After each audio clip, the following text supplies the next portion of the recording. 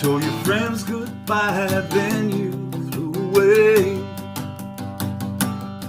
You said you had to leave to go prepare a place. So that where you are, we may also be. Now there's a world full of doubters, but I believe this could be the day we meet you in the sky. This could be the hour. We will be like you in the twinkling of an eye, caught up by your power.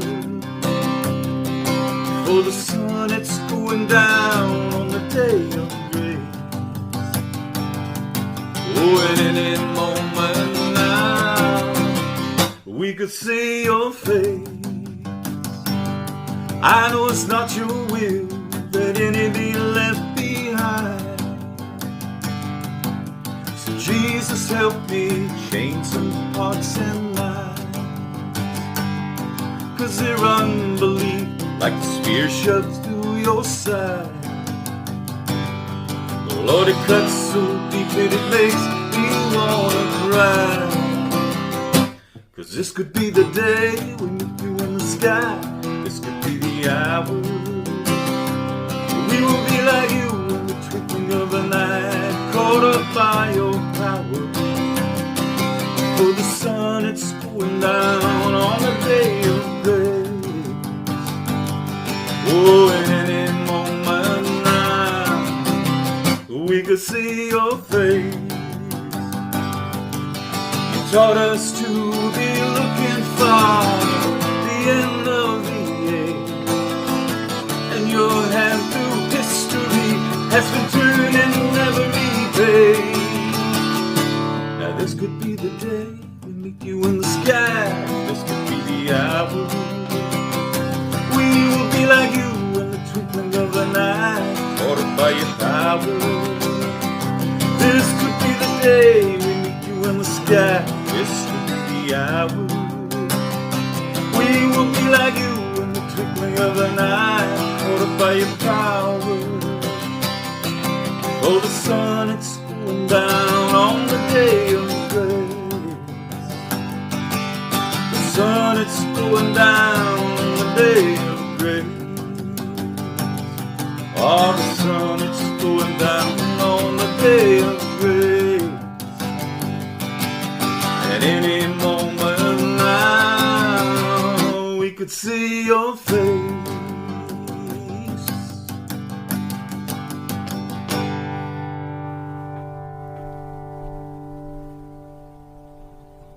Hi, welcome to another LHB video. In this video, we're going to be talking about the Millennial Kingdom of Christ, or the Millennial reign of Christ, if I can talk. Hopefully I won't do that too much. I probably will, though. It's kind of a hard word to say. So let's just jump right in, and we're going to go to 2 Samuel chapter 7, verse 10 and verse 12. Moreover, I will appoint a place for my people Israel, and I will plant them, that they may dwell in a place of their own, and move no more, neither shall the children of wickedness afflict them any more as before time. Now jump down to verse 12. And when thy days be fulfilled, and thou shalt sleep with thy fathers, I will set up thy seed after thee, which shall produce out of thy bowels, and I will establish his kingdom. So this is God promising David that he is going to establish a kingdom that will last forever through him. He is promising him Jesus is going to come, and Jesus is going to reign forever. So this was promised before time, obviously, in the Old Testament. This is not something that is new. This is not like, it didn't like happen when Jesus came and he's like, well, I'm going to establish a kingdom, and he wasn't taking verses out of context. Obviously, he's Jesus. God promised, someone from your bloodline or from your family is going to rule and reign forever. And yeah, think about how crazy that is, because what God is promising is a kingdom that will never end. And if you think about all the kingdoms in the world, they've basically ended. If the kingdom itself hasn't ended, then the family that was ruling, that line has ended. and now another family rules. I mean, you can look at, like, the British royal family. It used to be, the Tudors with, like, you know, King Henry and, like, Queen Elizabeth I, and now it's the Windsors, which is a completely different family. So, it's, I mean, yes, the British kingdom is still going, but it's a different family. So, like, no one's family has, like, ruled forever, whereas God is promising your family, your seed is going to rule forever through Jesus. So let's go to Isaiah 7, verse 14. Therefore the Lord himself shall give you a sign. Behold, a virgin shall conceive and bear a son, and shall call his name Emmanuel. So this is God promising, obviously, that Jesus is going to come, be born of a virgin, and that he will come, and that he will be God, because Emmanuel means God with us. And obviously this verse is read a lot during Christmas. And these next verses that are just flip a page are also read a lot during Christmas, which is Isaiah 9, 6 through 7. And so this is, for unto us a child is born, unto us a son is given. And, you know, people always read this during Christmas, and it is good to read during Christmas, but also it's not about his first coming, it's about his second coming and about his ruling and reigning. So, and the government shall be upon his shoulders, and his name shall be called Wonderful Counselor, the Mighty God, the Everlasting Father, the Prince of Peace. Of the increase of his let's start that over because I was slurring words. Of the increase of his government and peace, there shall be no end, upon the throne of David, and upon his kingdom, to order it, and to establish it with judgment, and with the justice from henceforth even forever. The zeal of the Lord of hosts will perform this. So, again, God says here that this kingdom will last forever. So, it means that once it is established, it will never end. You know, it makes me think of, and these verses clearly state that Jesus is going to be the one to establish it. And it makes me think of the Nar, because they are like, we have to make the kingdom, and then Jesus can come. And it's like, first off, how cocky can you be to think that you can make the kingdom of God? You can't. And I don't know where they get that from, because it's nowhere in the Bible that's like, establish my kingdom, and then I will come back. It doesn't say that. And then I've also heard of people who think that we're in the 1,000-year reign. I've heard of people, thinking that we already went through the tribulation, and now we're in the 1,000-year reign, and I'm like, how? Why? Like, when they read their Bible, and they read about the 1,000-year reign, I don't know how it computes with them, because their 1,000-year reign is perfect. I mean, there's nothing that anyone can blame for their problems. They can't blame their situation, they can't blame the devil, because the devil's locked up in a pit for 1,000 years, and the world's gonna be perfect. So, when they sin, and sin will come back into the world, it's gonna be from man. It's gonna be from themselves. They can't blame anyone but themselves. They're gonna have to point the finger at themselves. They can't point it at other people or their circumstances. It's gonna be right at them. So, sorry, I have something in my eye. Probably an eyelash.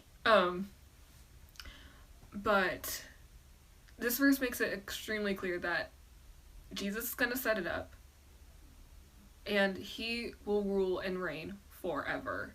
Again, forever means without end. Let's go to Luke 1. Luke 1, 30 through 33. There it is. And the angel said unto her, Fear not, Mary, for thou hast found favor with God. And behold, thou shalt conceive in thy womb, and bring forth a son, and shalt call his name Jesus. And he shall be great, and shall be called the Son of the Highest. And the Lord God shall give unto him the throne of his father David. So again, the angel is reiterating here that Jesus is going to get the throne of David. He is going to rule and reign forever. And then verse 30, and he shall reign over the house of Jacob forever, and of his kingdom there shall be no end. So again, it said before in the Old Testament, and it says again in the New Testament, that this kingdom will never end. Once it starts, it's going to keep on going, and it's going to go on forever. and goodness. That's going to be an exciting time. I cannot wait. That's going to be a good time. Especially for believers, it's going to be a really awesome time. Now let's go to Matthew 2:2. Okay, so this is the wise men speaking for context. They said, saying, "Where is he that is king of the Jews? For we have seen his star in the east and are come to worship him." So Jesus is king. He is going to be the king over this kingdom, and he is going to rule and reign forever. Let's go to Daniel. Daniel 12:44 through 45. Oh, did I say Daniel 12? I'm sorry. I meant Daniel 2. Daniel 2. Sorry, my bad. 44 through 45. "And in the days of these kings shall the God of heaven set up a kingdom." This is talking about the millennial reign. "Which shall never be destroyed. And the kingdom shall not be left to other people. But it shall break in pieces and consume all these kingdoms, and it shall stand forever. For as much as thou sawest that the stone was cut out of the mountain without hands, and that it broke in pieces the iron brass, the clay, the silver, and the gold, the great God hath made known to thee, king, what shall come to pass hereafter. And the dream is certain, and the interpretation thereof sure." So this is God being like, I am going to take over. Jesus is going to come. He's going to set up his own kingdom, and he's going to take over all the other kingdoms. So Jesus is just going to take over the whole world because he is God and he's king and he can do that. And he is going to rule and reign, and his kingdom, like it said, it will not be lost. So if other nations were to like try and rise up against him, nothing's gonna happen because his kingdom's not gonna go away. Oh my goodness, I'm so excited now. It's gonna be a really exciting time. Christ is gonna be ruling and reigning in Jerusalem, and the world is gonna be perfect. It's basically going to be like the Garden of Eden. You know, animals are not going to be killing each other, they're going to be getting along. You know, there's still going to be people in their natural bodies during this time. They're going to be the believers that survived the tribulation, and so they will have children, and they will populate the kingdom. And these children are going to have to decide if they're going to become Christians or not, and they will have 100 years to decide. Us Christians who went in the rapture, we will be in our glorified bodies, so we will not be having children. But the natural believers will be having children, and yeah, these children have 100 years to decide if they want to follow Christ or not, if they want to become Christians, and if they don't, then they will die. And the Bible does say that that will be like a baby dying, because people will be living so long. You know, if they become Christians and they're in their natural bodies, they'll just be living, you know, forever basically. But think about how gracious that is. That God gives them 100 years to decide. Jesus is giving them 100 years to decide. And they're going to see him. Like, but how merciful is that? That he's not giving them like 20 years or 30 years. He's giving them 100 years to decide. Which you wouldn't think they'd need 100 years to decide. But God knows people, and he knows that we are very fickle. And he knows that we're sinful, and like I had said earlier, sin is going to come back in. So but think of just how merciful that is. God is giving them enough time, more than enough time to decide, and people will still not believe, which is just insane. So let's go to Revelation. Let's see, Revelation 11 verse 15. "And the seventh angel sounded, and there were great voices in heaven, saying, The kingdoms of this world are become the kingdoms of our Lord, and of his Christ, and he shall reign forever and ever." And also, for some reason, I just realized that verse is basically just a hallelujah chorus, so that was going off in my head. Good job, me. So,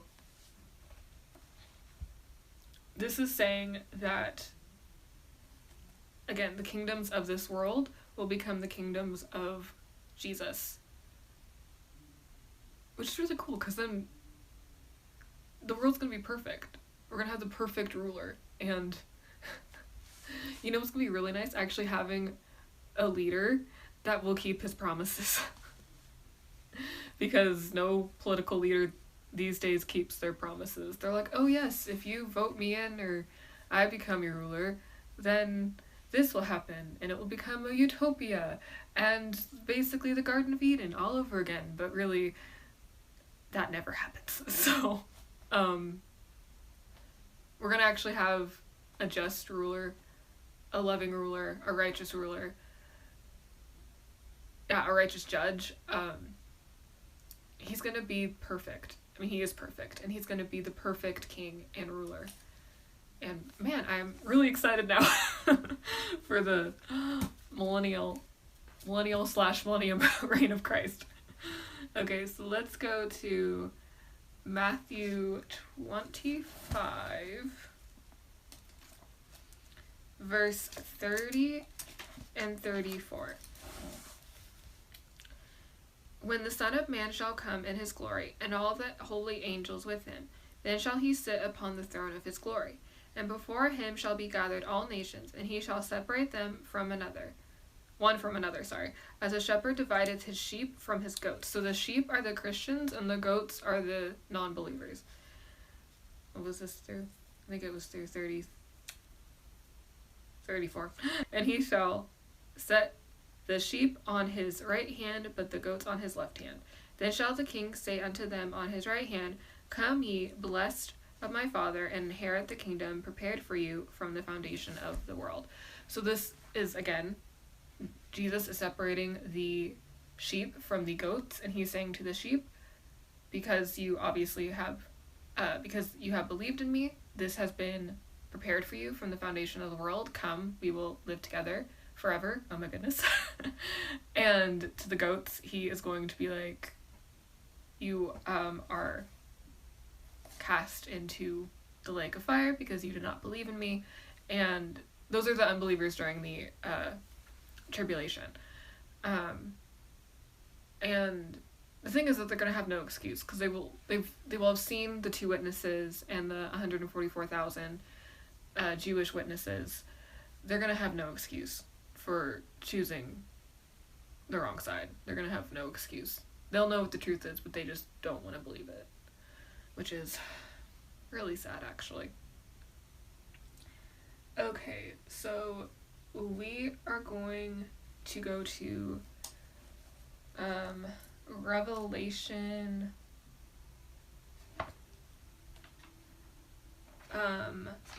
20, verse 3 and... Sorry, did I say verse 3? Well, 1 through 3. So, chapter 20, verse 1 through 3. And I saw an angel come down from heaven, having the key of the bottomless pit, and a great chain in his hand. And he laid hold of the dragon, that old serpent, which is the devil, and Satan, bound him 1,000 years, and cast him into the bottomless pit, and shut him up, and set a seal upon him, that he should deceive the nations no more, till 1,000 years should be fulfilled. And after that, he must be loosed a little season. And actually, maybe I'll just continue reading this whole chapter, because it's all about the millennial kingdom, so let's just read the whole chapter.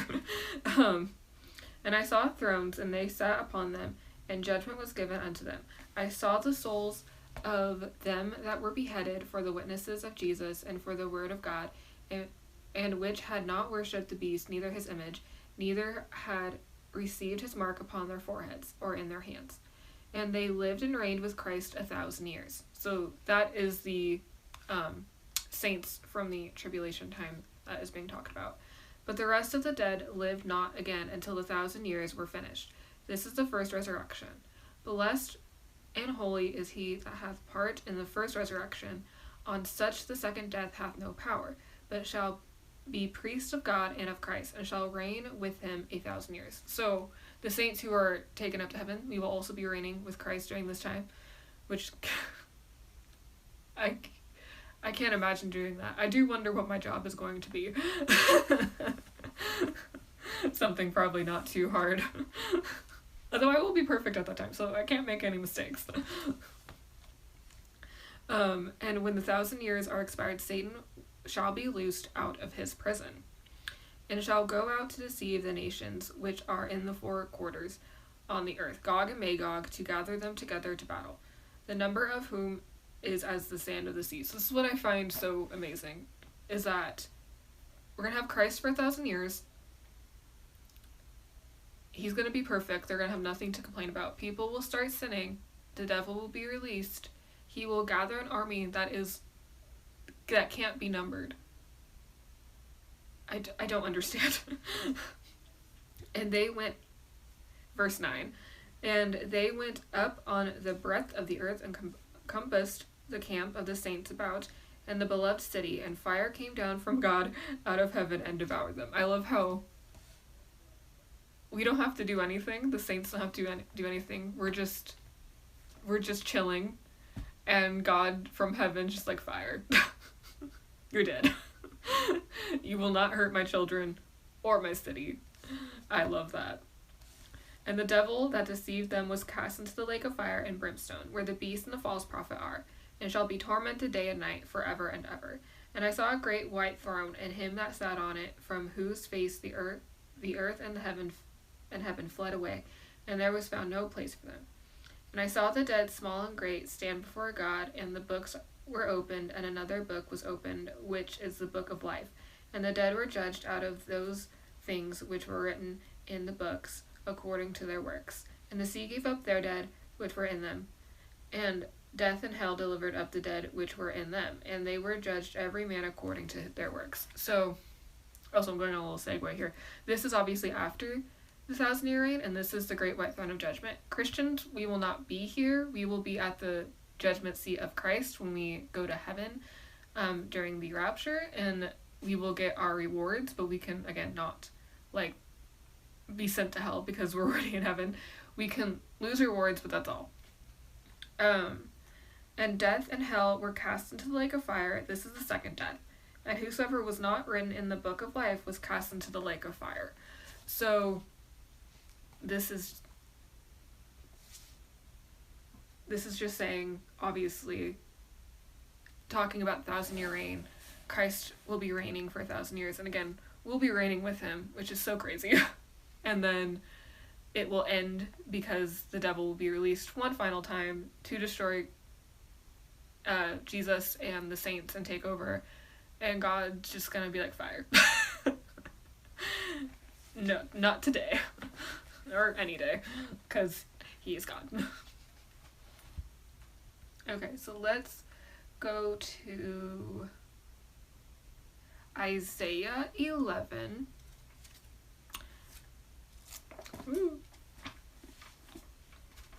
Verses 1 through 6, and then verse 9. And there shall come forth a rod out of the stem of Jesse, and a branch shall grow out of his roots. And the Spirit of God shall rest upon him, the Spirit of wisdom and understanding, the Spirit of counsel and might, and the Spirit of knowledge and the fear of God. And shall make him of quick understanding in the fear of the Lord. And he shall not judge after the sight of his eyes, neither reprove after the hearing of his ears. But with righteousness shall he judge the poor, and reprove with with equity, for the meek of the earth. And he shall smite the earth with the rod of his mouth, and with the breath of his lips shall he slay the wicked. And righteousness shall be in the girdle of his loins, and faithfulness the girdle of his reins. The wolf also shall dwell with the lamb, and the leopard shall lie down with the kid, and the calf, and the young lion, and the fatling together, and a little child shall lead them on. And actually, let's just read down to verse 10, so we're just going to continue. And the cow and the bear shall feed, their young ones shall lie down together, and the lion shall eat straw like an ox. And the suckling child shall play with the hole of the asp, and the weaned child shall put his hand on the cockatrice's den. They shall not hurt nor destroy in my holy mountain, for the earth shall be full of the knowledge of the Lord as the waters cover the sea. And in that day there shall be a root of Jesse, which shall stand for a sign of the people. It shall To it shall the Gentiles seek, and his rest shall be glorious. So, if you read this, it definitely sounds like it's gonna be the Garden of Eden. All the animals are gonna be getting along. They're gonna be all eating grass or fruits. You know, the lion isn't gonna go eat a deer, or anything. The child is gonna be with these dangerous animals and be just fine. And that's really exciting. I personally am an animal lover. I loved watching animal documentaries, especially when I was a kid. I still enjoy them every once in a while, but as a kid, I was obsessed with animal documentaries. And so, I mean, you know, in our fallen world, like right now, I would not want to go cuddle with a lion. But I want to cuddle with a lion during the Millennial reign, because then I won't be eaten. So that's when I can hug a lion and just admire all the animals God has created up close and personal and not be like, I am going to die. So, because, again, I've watched way too many animal documentaries. I know how vicious they can be. Now let's go to Isaiah 65. Verse 21 and 25. Okay, here it is. And they shall build houses and inhabit them, and they shall plant vineyard and eat the fruit of them. They shall not build and another inhabit, they shall not plant and another eat. For as the days of a tree are the days of my people, and mine elect shall long enjoy the work of their hands. 25. They shall not labor in vain, nor bring forth nor bring forth for trouble. I do like the King James Version, but for me it is sometimes a tongue twister. For they are the seed of the blessed of the Lord, and their offspring with them. And it shall come to pass that before they call, I will answer.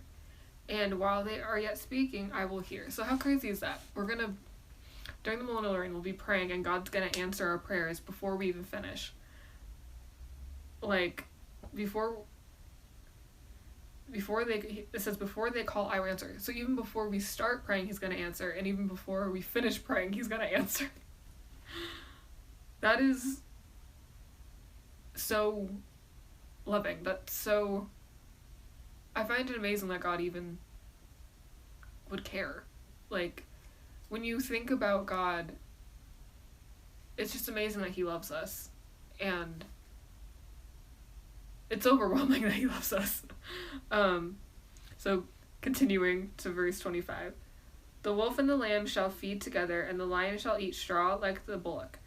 The dust shall be the serpent's meat. They shall not harm nor destroy in all my holy mountain, saith the Lord. So the holy mountain is the kingdom. And yeah, it just says, talking about the serpent, but also obviously other animals. They will not harm. No one's going to get hurt during this time. I mean, think about this. No one's going to get sick. No one's going to get hurt. I don't know about you, but I am extremely just klutzy. I am always like running into walls for some reason. Always stubbing my toe on something. Always banging up against something. And I mean, that's not even obviously huge injuries, just more of an annoyance. But I mean, think about that. We won't even have like those little hurts. Like, we're not going to stub our toe and be like, ow, you know, or whack our funny bone just right and be like, my arm needs to be amputated. You know, like, we're going to be perfect. There's going to be no pain. Man, that's going to be nice.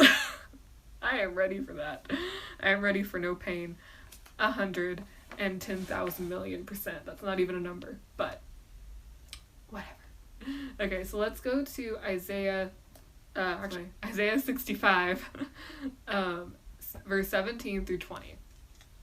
For behold, I create new heavens and a new earth, and the former shall not be remembered, nor come into mind. But be ye glad and rejoice forever in that which I create. For behold, I create Jerusalem a rejoicing, and her people a joy. And I will rejoice in Jerusalem, and joy in my people. And the voice of weeping shall be no more heard in her, nor the voice of crying. There shall be no more thence an infant of days, nor an old man that hath not filled his days. For the child shall die 100 years old, but the sinner being 100 years old shall be accursed. So, I don't know why I read that out of order, sorry guys, but, so, I mean, again, this is just saying, there will be rejoicing, there will be no, this is what I find interesting, is that I create new heavens, new earth, and the former shall not be remembered, nor come into mind. We're not even going to remember Earth, which I find insane, like, because obviously that's where I am now, but it makes sense because it's going to be so perfect there and so lovely. We're not going to yearn, I'm just throwing things around, we're not going to yearn for this world. We're not going to yearn for it because it's not worth it. And we're going to have a perfect world and we're not going to miss this one, which is really good. And then also, jumping down to verse 20, there shall be no more thence an infant of days, nor an old man that hath not filled his days. For the child shall die 100 years old. So again, they have 100 years to decide if they want to be a Christian. But the sinner, being 100 years old, shall be accursed. So if they don't believe, they will die. Let's go to, let's see, Matthew, that's not even a 5. Why am I saying 5? That is Matthew 8, 10 through 12. I swear I can read. I swear. I am dyslexic though, so. When Jesus heard it, he marveled and said to them that followed, Verily I say unto you, I have not found so great faith, no, not in Israel. And I say unto you, that many shall come from the east and west, and shall sit down with Abraham and Isaac and Jacob in the kingdom of heaven. But the children of the kingdom shall be cast out into outer darkness. There shall be weeping and gnashing of teeth. So this is the Jews who would not believe. And talking about in verse 12, it's saying that Gentiles from all over are going to come into the kingdom and be with your fathers, but you yourselves are going to be cast out into outer darkness. That is rather sad, but there obviously during that time, or during the tribulation, there is going to be a remnant of Israel that believes, but yeah, I mean, it says that people from all over the world are going to come and talk to Abraham, Isaac, and Jacob, but you yourselves will be cast out into outer darkness. Which, I mean, obviously I would think the Jewish people would really want to talk to them, because that's who they came from, but it's not God's fault. They did it to themselves. So that's going to be the millennial reign. We're going to have perfection, literal perfection, from the world itself to the ruler who is going to be Jesus Christ. And I'm really looking forward to it. I'm really excited for it. And if you don't believe in Jesus, then I pray that you do, because I want to see you there. So just believe in Jesus and what he did for you on the cross and that he rose. And believe that you are a sinner. That is all you have to do. So until next time, God bless.